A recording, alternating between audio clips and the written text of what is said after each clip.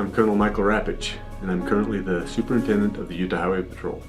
I've been with the Highway Patrol for 25 years. We're an organization that's very committed to the citizens of the state of Utah. We're prepared to go and respond and be there when people need us most. Sergeant Brent Shelby, great individual. He is someone who is involved in just so many things in the organization. He's one of the greatest people I know. Hi, my name is Brent Shelby. My name is Alicia Shelby, and this is our daughter Sage Shelby. I've been working with the Utah Highway Patrol since 2008. On Christmas Eve 2012, I was assigned to the Utah State Capitol as a canine handler running a bomb dog for the Utah Highway Patrol.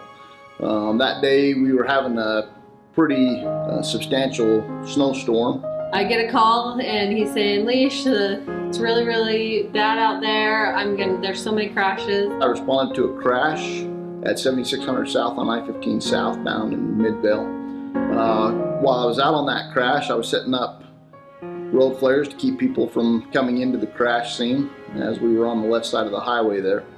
While I was laying out road flares, a young lady in a black Jeep Cherokee lost control and struck me while I was outside my patrol vehicle on the side of the freeway.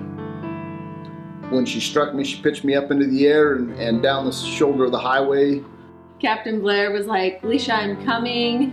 I will drive you up to IMC. And I was lucky enough to spend the night for Christmas Eve and then the day on Christmas. I work in the healthcare field, but it was still a shock to see your husband laying there on the table. I think by the grace of God, he didn't have any broken bones. And Christmas morning, I went up and picked him up from the hospital and brought him home.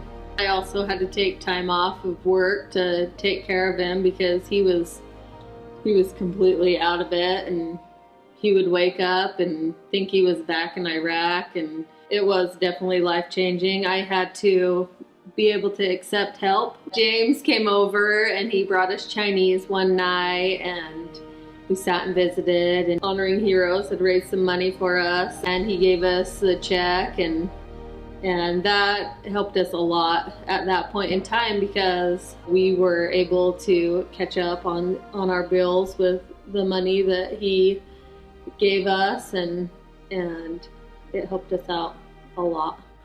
We have plans for everything, and this wasn't a planned thing. This wasn't, a budget item and to go 8-10 months without being able to go to work. And it's very comforting to know that they're there for us, that they've got our back.